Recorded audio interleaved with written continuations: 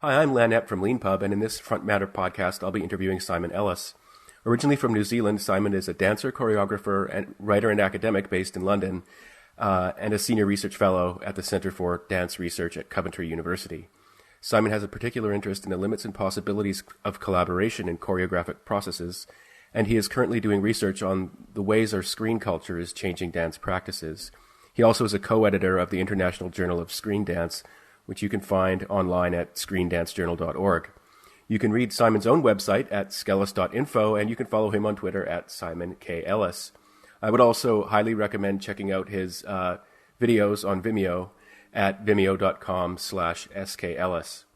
Simon is the author of the Lean Pub book, Some Things About Dance. It's an intriguing book comprised of self-contained chapters or things that cover a range of topics of interest to people who care about dance as an art form, and at the same time of interest to people curious about dance and how it can challenge and inspire. In this interview, we're going to talk about Simon's background and career, his professional interests, and he'll talk a little bit about his experience as a self-published writer. So thank you, Simon, for being on the Front Matter podcast. Such a pleasure, Lynn. I always like to start these interviews by asking people for their origin story. So I was wondering if you could talk a little bit about where you grew up and how you became involved in dance. So I'm actually a New Zealander, and I don't know how much you know about New Zealand other than Lord of the Rings, but the kind of culture I think for men is heavily based around rugby and kind of highly physical sports, really. And so I got interested. I was playing a lot of rugby, playing a lot of sport, and I got interested in dancing because I saw a film. This was back in 1984, maybe 83, and saw a film that made me think I might quite like to try that. It was a film called White Knight. It's a trashy, terrible, terrible film. And so I ended up doing I went to a university in the south of New Zealand called Otago University, where it was a physical education course, and as part of that degree, they made us do modern dance in the first year. And so that was a way for me, I felt I kind of, I might say, a acceptable or comfortable way for me as a young, older teenager finding a way into dance. And so that's how I made that shift, you might say, from thinking about being a physical or an athlete to a dancer. And what did you study in university? So I studied, it was a degree in physical education, particularly in an area called kinesiology, which is, in fact, my bachelor's degree and my master's degree in physical education were in looking at Newtonian mechanics, so mostly kind of physics-based stuff. But a curious thing happened. While I was doing my master's, I visited Melbourne. And I walked into a dance school, a conservatoire, and they were having auditions there. And I thought, why don't I have a go? And so I ended up auditioning kind of on the spur of the moment and changed careers from being effectively a scientist to someone studying dance and the practices of dance. And skipping ahead a little bit, when we were talking before this interview, you mentioned that you have a PhD, which was something I didn't discover in my research. What was your PhD on?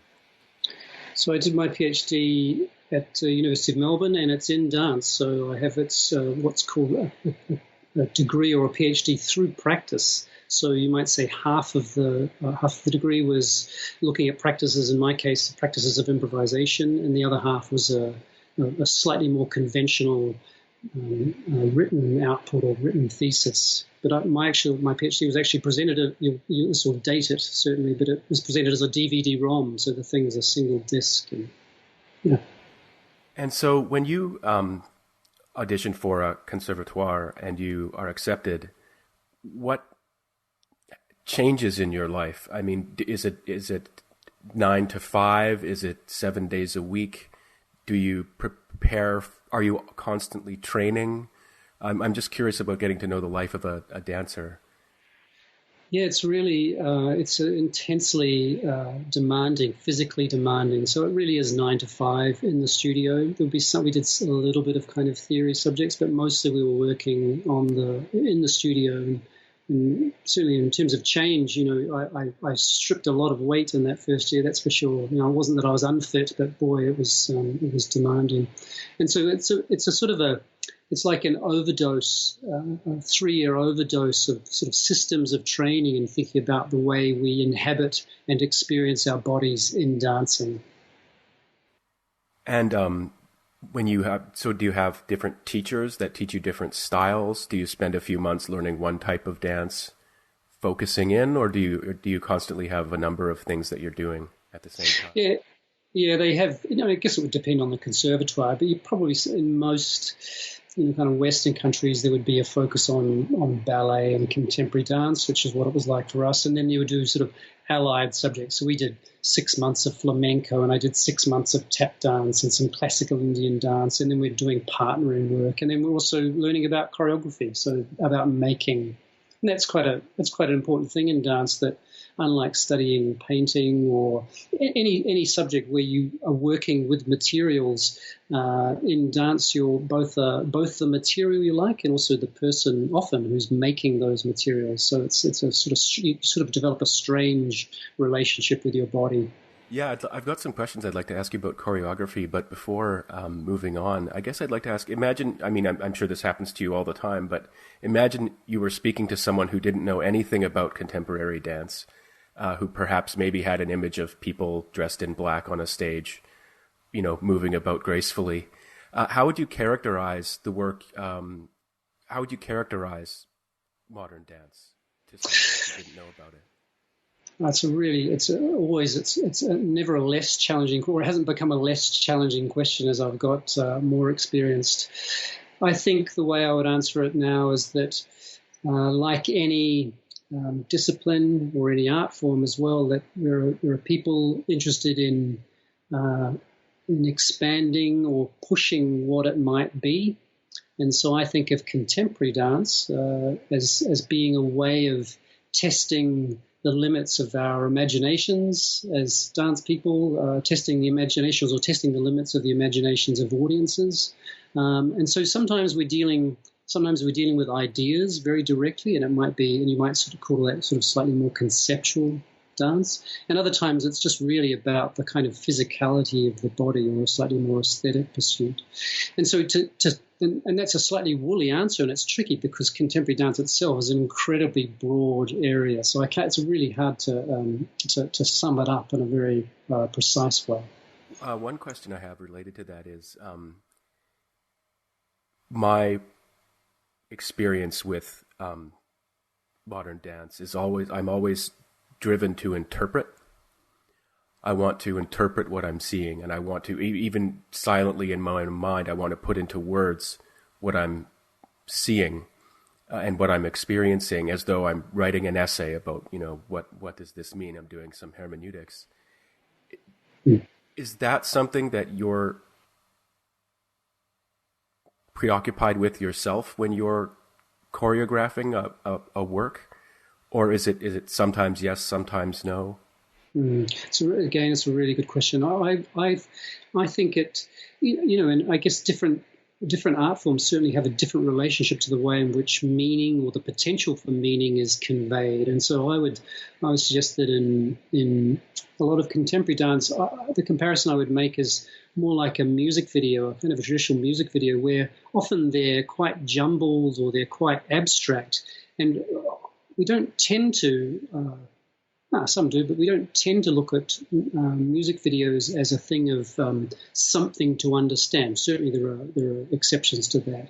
And so it's much more about the way in which the images play across our eyes, the way in which the sound is working for us, that it creates a kind of an overall sense of something. And some of that work might be interpretive, that you're interpreting things, but I tend to think much more about like a wash, like something where I'm starting to get a feeling for what's going on. It's a curious thing about art and interpretation that people who, for example, might be confronted with an equation from physics, from theoretical physics, will not be offended by it. But when it comes to things like modern dance, when it comes to things like abstract art, like a Rothko painting or something like that, people are often offended or hurt. It's strange that they're kind of hurt or angered, and this can be expressed in various ways, including, dismissal and things like that. If you were speaking to someone like that, whose just natural reaction were to be kind of unhappy in some way with being presented with modern dance and say, well, why don't you just do ballet? Why don't you just do flamenco? Why don't you just do something normal? What would you say to them about what you're up to? Well, one thing that comes to mind is that a lot of these things are about what we're used to looking at. And so if I take the example of the recent film, Three Billboards, a film that Frances McDormand is the lead actor in, and there's been criticism of it in different ways. But one of the criticisms, spoiler, is that the ending is incredibly ambiguous. That it doesn't prescribe what it is that we should think or what it is that we should know has happened to these characters. And there's something for me about watching that film which reminds me of the value and the importance of things in a world which is incredibly instrumental, increasingly instrumentalized, that when we do this, this happens. When we do this, we get this from it. And so there's something about situations where we're confronted with ambiguity or openness, which I think are incredibly vital. They're even more so, and I think particularly even more so as we're living in a world that's a so-called digital world, but also in the way in which AI or the way in which software and the way in which programmers are shifting the way in which or let's say constraining the way in which our lives are experienced. So there's something for me about the value there that's really important. This might. I didn't really answer your question about people getting frustrated, but I can have a go at that if you'd like. Sure. Yeah. I think this comes back to you made the comparison with ballet, and of course ballet's got a rich and long history, and there's something about we might say the status quo or hegemonic things, the things that we're used to seeing in the way in which they are in our culture, that we don't seem to question them in the same way.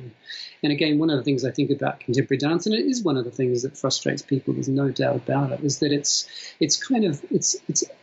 trying to challenge and trying to play with the way in which we perceive and inhabit the world. So there's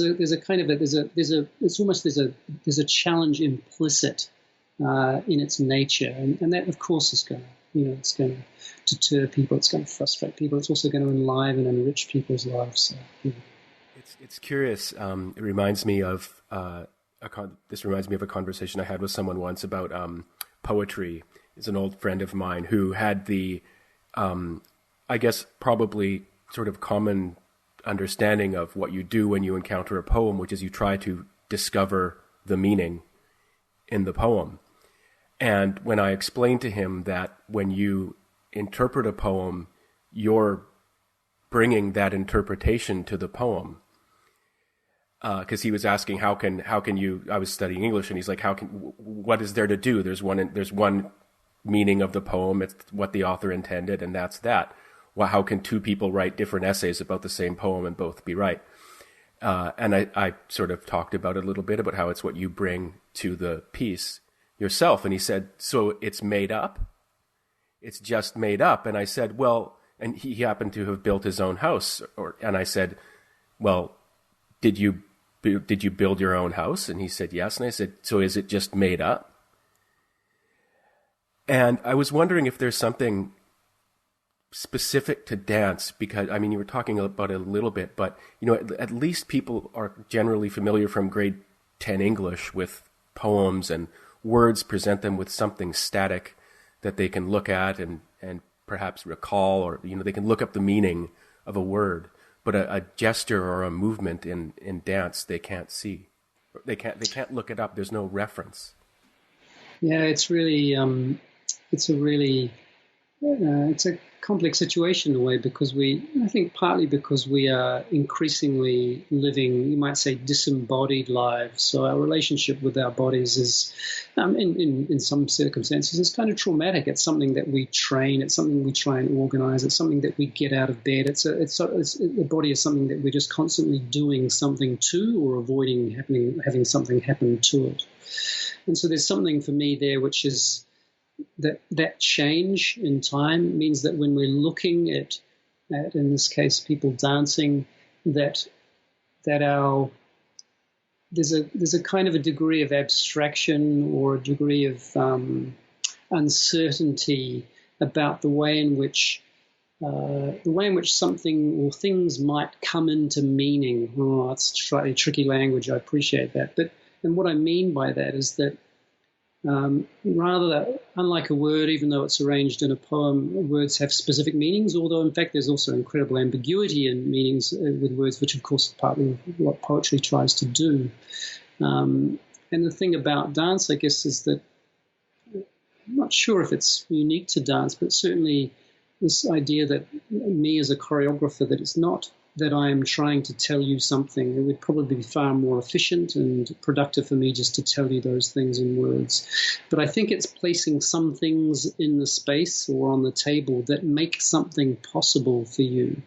And that's a pretty important idea, because it means that you sitting next to someone else who has a whole different set of experience is going to be noticing things differently. And that would be something I advise, certainly as people starting or when they're looking at dancing or looking at art in general, is what is it that you're noticing? What is it that you're noticing about the things you're seeing, the things you're hearing, but also in your own kind of mind? What it is that you're noticing? So it's much less about interpreting and more about noticing.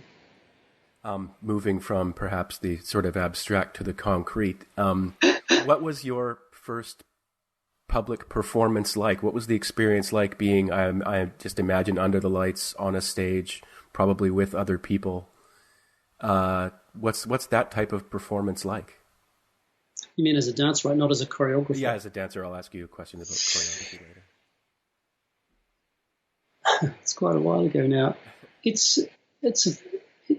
I think maybe this has persisted. There's something kind of altered about it, a little bit like you're aware of yourself in a very different way, as if there's a version of you looking at yourself on the stage going, what the hell am I doing here? And part of the process of learning to perform is getting used to that feeling of being watched. And one of the things I mention in this book I've written by Lean Pub is this idea of inviting being seen, and that takes a long time to get used to the idea that you're welcoming being watched, as opposed to what if I make a mistake, what if I do, all the kinds of things that tend to go wrong in a cluttered mind when you first start dancing or performing. Is it competitive? Well, the short answer is yes. The longer answer is that one of the things that drew me to it was I had this idea that it wasn't competitive. I was playing a lot of competitive sport, and I got tired of that competitiveness. So I thought, surely dancing is not competitive. But I guess like any situation where the opportunities are far fewer than the number of people wanting to pursue those opportunities, there's going to be competition. I haven't had too many nasty experiences though. I'm just curious. My last interview for this podcast was with someone who had been pursuing a potential career as a professional ice hockey player, and like other people I've known, he at a certain point had to just decide, it's not going to happen, but it's never easy to confront that. Is there a similar thing in when it comes to becoming a professional dancer? Does everybody have to sort of face a moment where those who don't make it? I mean, I guess I'm kind of answering my own question, but is it similar to that experience? Well, I think the thing to say here is that if you're a man dancing, certainly in Western contemporary dance or Western ballet, then your chances of becoming a professional are very high compared to the number of women. That's just simply about how many young women want to be dancers.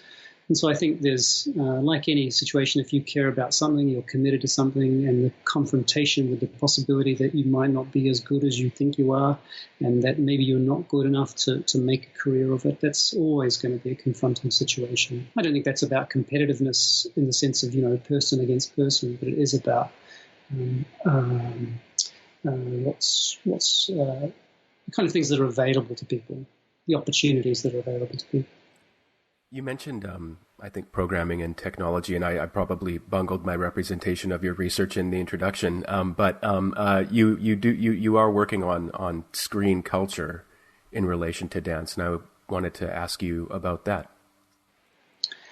Yeah, so what's interesting about dance is that, as I'm alluding to, is that it's, for the most part, it happens, you might say, in the flesh. It involves people in the same room, either watching or doing.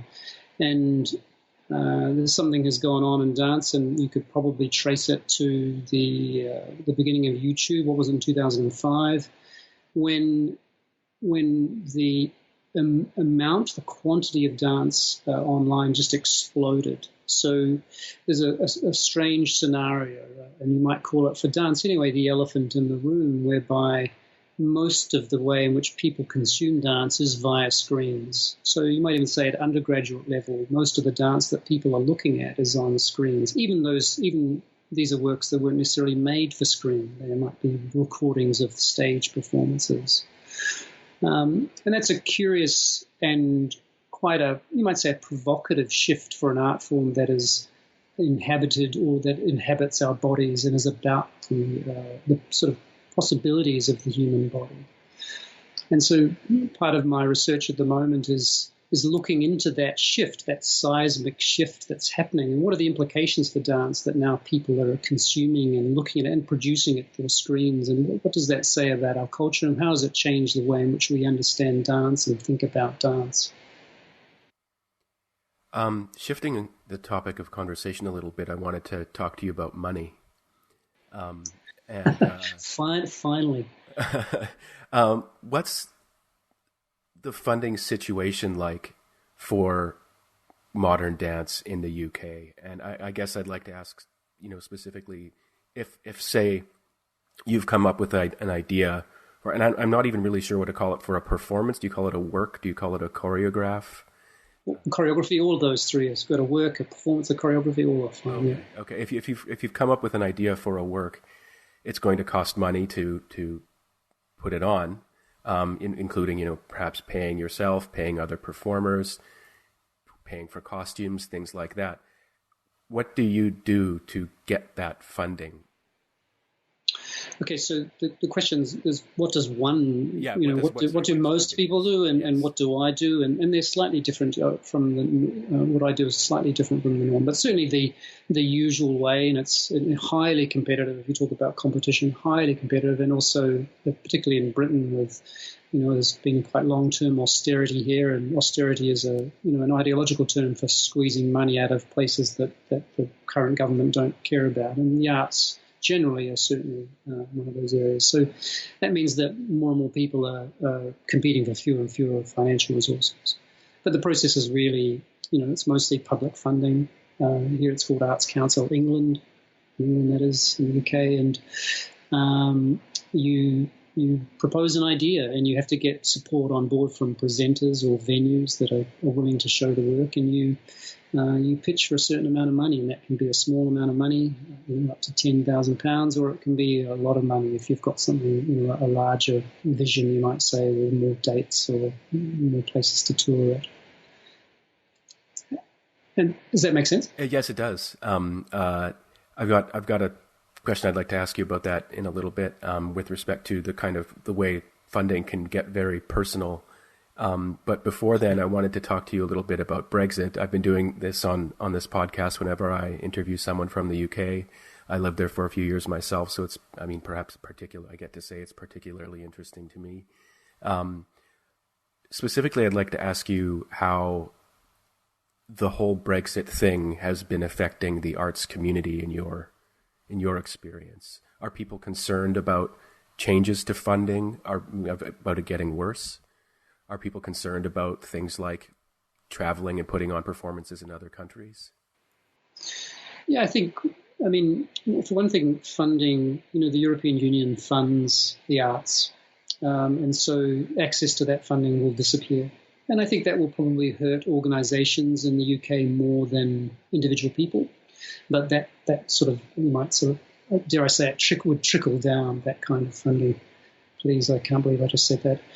And so that's going to change for sure. I think the bureaucracy involved in travelling from the UK to the continent and back and the kind of the sort of bureaucratic demands of setting up dates or tour venues or that kind of thing, I'd imagine that would change and increase, that will get more bureaucratic. And of course that doesn't, for most artists, most independent artists, they don't have large organizations behind them doing that kind of work. So that just basically increases the kind of little work, the administrative work, the work that's not really the job you're supposed to be doing. That increases that kind of that labor.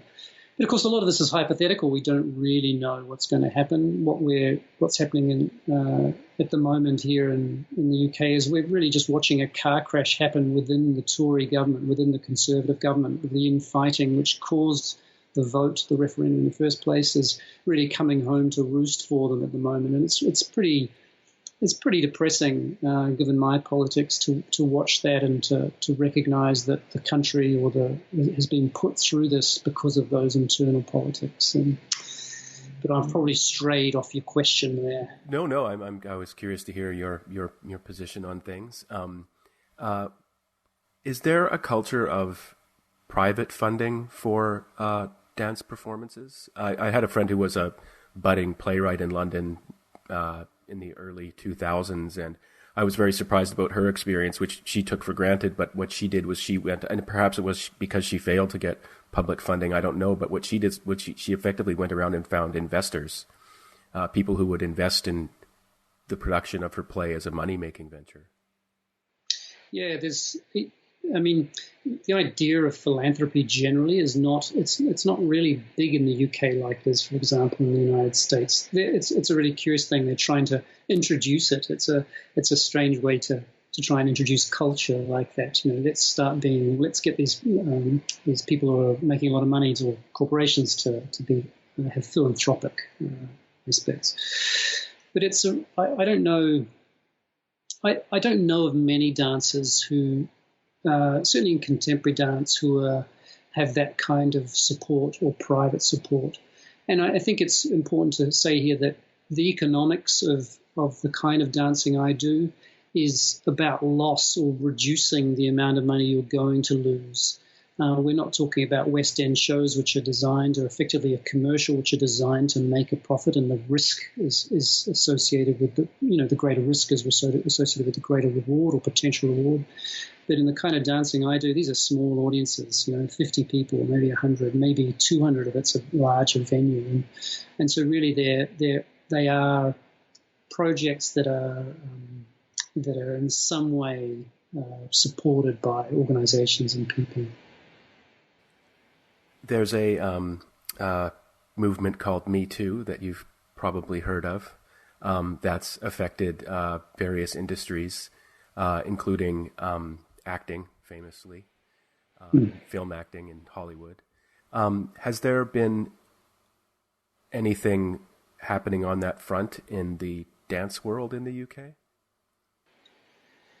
I'll talk about Europe generally, but I think perhaps a way to preface a response is that this is an industry that is overwhelmingly, in terms of percentages, is about women. Most people who start dancing and continue dancing are women. As a man in the dance world, you're certainly you're in the minority in terms of numbers. But there's also a curious thing, which is that men tend to hold positions of power. And by positions of power, I mean they tend to be choreographers, or choreographers of larger scale organizations tend to be men. So there's a disproportionate number of men in those positions, given the overall numbers of people involved. And that's a curious situation. It's curious because it means that the way in which power works and the way in which we work and use power means that there are going to be people on the receiving end of it. And if it holds that most of the people in power are men, then most of the people on the receiving end of that power are women. So yes, there's a very close, a very tight relationship to the concerns of the Me Too movement that's going on generally. And certainly I know in Belgium there's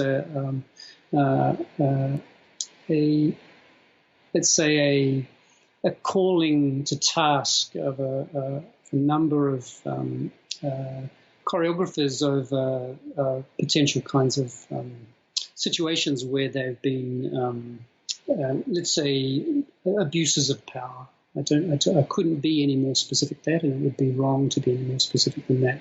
But yes, it's going on, and I think it's going on in a very important and vital way in contemporary dance. One of the things I was struck by reading both, some of your work online and your book is the way you write about power. And it got me thinking about something I had never thought about before, which is the very precise kind of commands one must give as a choreographer. It's different than a drill sergeant. Often it can be like, you over there in the corner, do this with your hand now. No, I meant this, not that. No, wait, now I've changed my mind. How do you manage that dynamic with someone on the receiving end, or is it just very like once you get to a professional level, you're sort of just familiar with the interaction and it's not personal? Well, it's intensely personal. It's certainly I can speak from the perspective of a dancer as a choreographer, but as a dancer, it's the instructions you're given are both precise and highly ambiguous. Sometimes it is about precision, that you need to have this left side of your pelvis there and your elbow there and that kind of, you're a bit late there and you need to be quick, those kinds of instructions. But then there's also instructions which are deliberately ambiguous, where there's a sense of trying to elicit something. And this is an important thing to remember, that choreography, I guess that there's probably the general perception that choreography is done by a choreographer who makes up a whole lot of movements and then passes those movements on, hands them on to dancers to learn. But certainly certainly in contemporary dance, but probably even in ballet these days as well, most processes are devising processes. So the choreographer is working with the dancers to devise materials together. So a lot of the ideas and the energy and the actual physical actions are coming from the dancers themselves. So it's not as clear cut as the sort of, you might say, the power is not flowing in one direction, at least in that respect. I wanted to ask you about your work as a choreographer. What's your process for? And you just touched on it a little bit. I mean, do you sketch things out beforehand? Do you write in words what you want to convey in dance through your work, or is it you sort of have a set of ideas and then you've got people or yourself on stage practicing and it's sort of like modeling clay? I mean, it's highly variable. It really does change a lot. But let's just use it just to give you an idea of one end of the continuum. It would be akin to a computer programmer starting writing code without knowing what the nature of the application it is that she or he is writing. So that is that I would start with, let's say, particular practices, and I'll use the example of writing code. Start with particular practices. Those practices might be improvisations, they might be just little things, right? And then from that, things emerge. We start with people who are in the studio. We might go, I really got interested in this. What if we do this to that? What if we pursue that? What if we cut and paste there? What if we, those kinds of what if questions happen. So it's much more a kind of an emerging process. But certainly the other end of the continuum is that I might do a whole lot of research with a whole series of images and ideas, and then I would bring those into the studio. But of course, as I was hinting at before, when you meet people in any space, one has changed. People change you, and so bringing those ideas into contact with people means there's a beautiful process of adapting and working on your feet quickly to think through how it is best to deal with that relationship with those people. One of the things you write about with respect to choreography is that there's the kind of choreography that happens on stage that's managed by perhaps a single person, but there's other types of choreography that happen in all of our lives where we have conventions that we follow, things we don't even think about certain types of behavior. One can even see, for example, funding schemes for the arts as a form of nationalism and choreography in itself. Mm-hmm. And I wanted to ask you a question about that. Is there something about modern dance that is I guess going back to what I was talking about it being unsettling to some people, do you think it's partly that it represents this sort of subconscious denial of how choreographed our own lives are, but we don't think about it? It's a really fascinating question. I think I wrote that. One of the things in the book that I mentioned is that Deborah Hay, an American choreographer, says that humans, we are choreographed up the wazoo, is the way she puts it. And she's really meaning that our lives are so tightly choreographed, the way in which our posture, the way in which we stand, the way in which we arrange ourselves in a lift or on an elevator. And so I think there's something that by putting it in the book, by mentioning it in the book, I think this is also a problem in dance. That is that where it's pretty addictive to be controlling people, to be having people express. It's as addictive as a choreographer. That is, it's addictive to have people express your ideas, and that's a slightly. I don't think that's what really happens, but it's the idea that we have these people who are our. They're doing what we're telling them to do in order to express something of ours, and so there's a kind of a choreography of people, a choreography of minds that is I find problematic, but it's certainly very present in the art form as well. And so some of the things I've been exploring as a choreographer is how is it that I might crack open that relationship between me and the dancer or the dancers I'm working with? What kinds of conditions might I make where their responsibilities are increased? But I think, I think that's sort of getting at what you're saying, but in the world in general, I think if we can find ways to sensitize ourselves to, let's say, the way in which our lives are choreographed, I think there's something really useful in heightening our awareness of that. And that's partly why it's one of the themes, I guess, of the book is that it, I think even not just for dancers or people involved in dance, is kind of sort of finding ways to think or taking time to stop and think a little bit about how it is that we are constrained, or how it is that we are choreographed, or my next question is a little bit selfish. It's something. These are challenging questions. Well, you're answering them with aplomb, so thank you very much for being game. My next question is I was saying a little bit selfish. It's something I've always been curious about when it comes to contemporary dance, and it's going to take me a little while to explain. In one of your performances called Sprawl, you performed with Sean McLeod. And there's a point at which you and Sean have a circular piece of black cloth that's around your heads. And so for the people listening, you can imagine them with this shared piece of circular cloth around their heads, sort of straining in opposite directions. And they're not holding it up. They're holding it up with the cloth up with their heads. And it's linking you and trapping you together. And there's a certain moment where Sean's end of the cloth is strained over his eyes. And at the same time, the other end is over your mouth. And I found it to be a sort of beautiful and ominous and striking moment. But it also struck me at first as very metaphorically straightforward. And you pulled it off. But I want to ask, how does someone, because it's so visual and because there often is a meaning behind what's being done, how do you avoid crossing the line into cliche? I've experienced much more of that than I have of what I experienced watching your work in preparation for this interview. How do you do it? How do you know when you've gone, as it were, kind of too far or not far enough? Well, also one person's cliche is another person's kind of perfect moment there. So there's something about taste, and what we're used to seeing.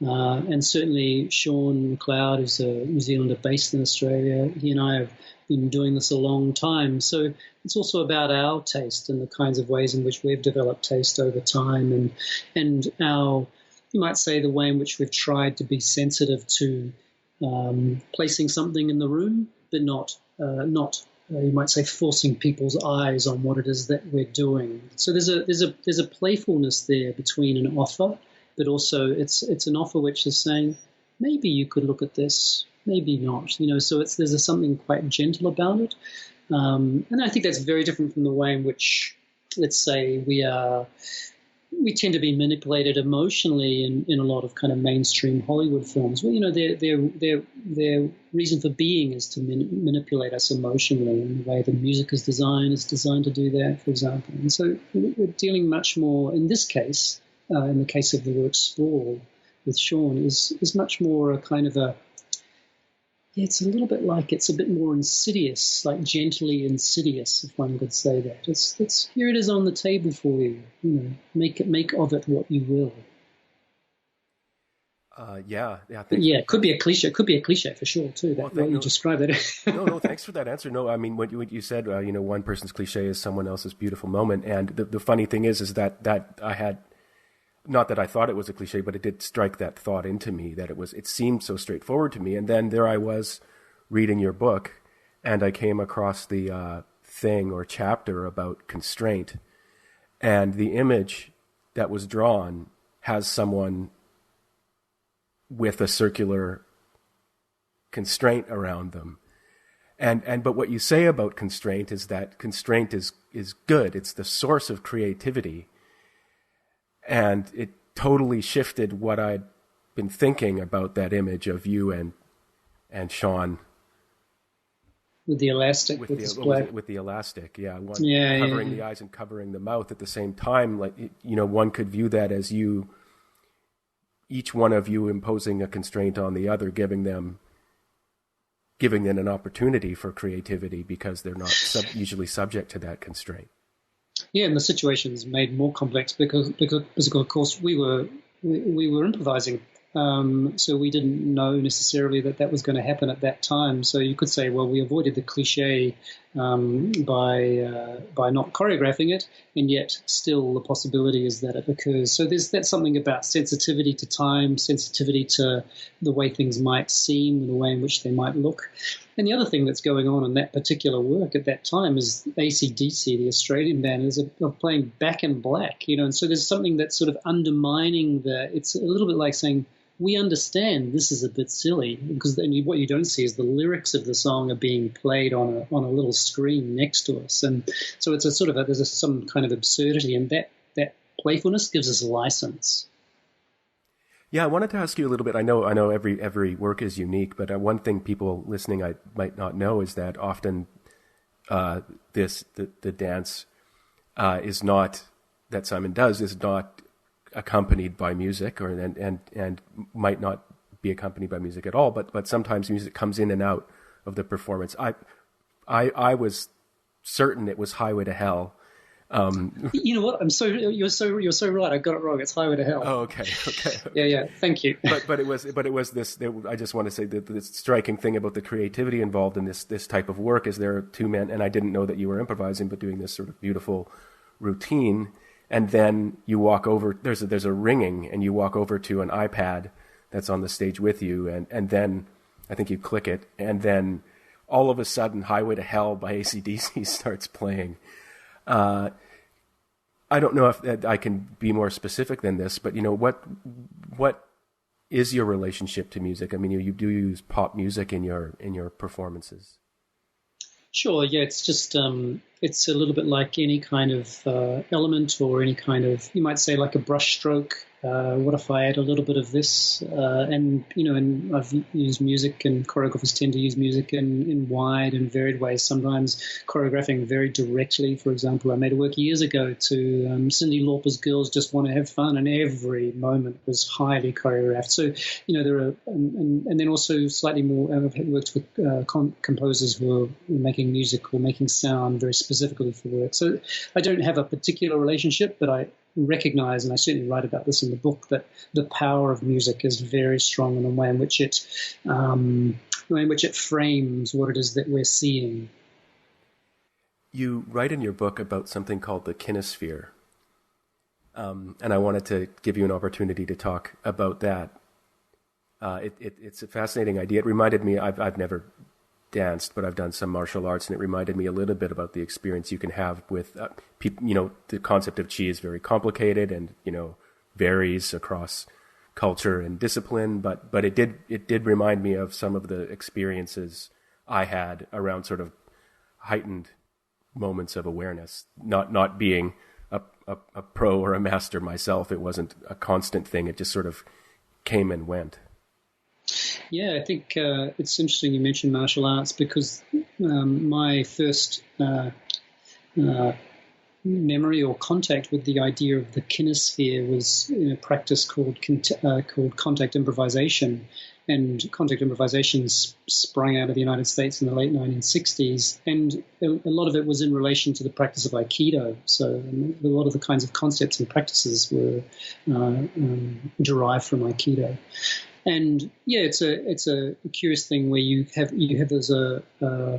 it's trying to get at the idea that the way in which we are in the world is bigger than our bodies. When you're really working closely with your body, it's easy to imagine that the limits of your body are the limits of the way in which you're, let's say, changing the space around you. And the kinesphere, especially when you're dancing with someone else, if you're not in contact, there's all sorts of, you might say, charge. It's not, I don't mean in any scientific sense of the word, but like there's a kind of sense of aliveness going on between and around you, which goes or extends beyond the body. I mean, it sounds a little bit like aura, and I don't think the idea of kinesphere is the same, but it's, when I'm describing it, it's a little bit like that. Yeah, thanks for that answer. It's really interesting.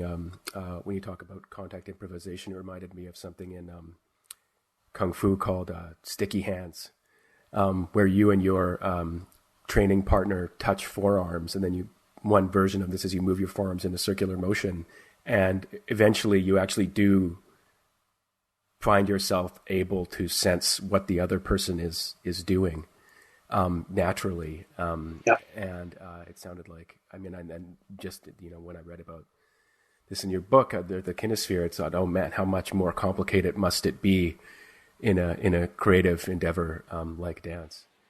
It's also complicated and also tremendous pleasure. Like it's something that's incredibly rich, sort of physical sensation experience. One other thing I wanted to ask you about, I hope I put this in a good way, but I think you write about in your book about a sort of paradox of having to be ambitious in order to be good, but also remaining open or vulnerable, and that this is just a sort of complex situation that you can find yourself in. Yeah, I think like any kind of specialization in any endeavor or any discipline, it requires spending a lot of time doing that thing.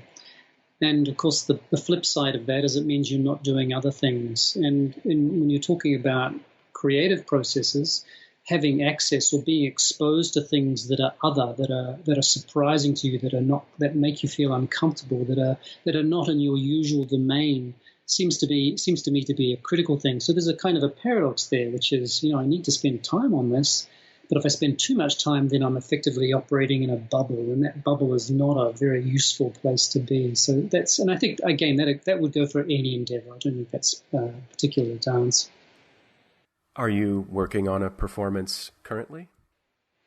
I'm about to head up to Scotland, where I'm working with two other people, Natalia Barua and Katrina McPherson, and they're both filmmakers and dancers or choreographers. And so the three of us have those shared practices. And so the project is, we don't really know what it is yet, but we're going to start next week, and it'll be working with a lot of cameras in the room, a lot of screens, and each of us is all of those things. We are both, you might say, directors of photography, dancers, and choreographers. So it's kind of a live or hot situation, and so we don't quite yet know what's going to happen. Well, best of luck. It sounds exciting to be starting something new like that. Should be great. Yeah. I guess my second last question is 80% of the royalties from your book are going to the Chisenhale dance space, and I wanted to give you an opportunity to talk about that space and the work it does.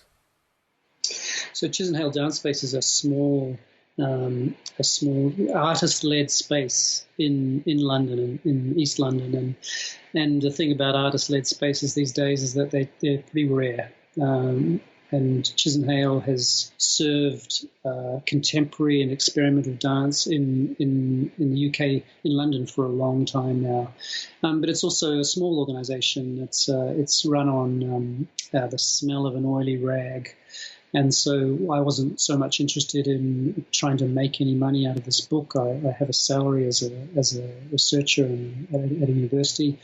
I thought this seemed to be an opportunity to try and get a little bit of money to Chisenhale Dance Space, and I'm really proud of that. I'm really proud that hopefully they'll get a little bit of cash. It looks like that's going to happen. When you say that, I'm curious, when you say artist-led as opposed to funded by a council or something like that, is that what you mean? Yeah, no, what I mean is that most kind of a normal organisation would have an artistic director who then has people underneath her or him, and their responsibility is to sort of oversee the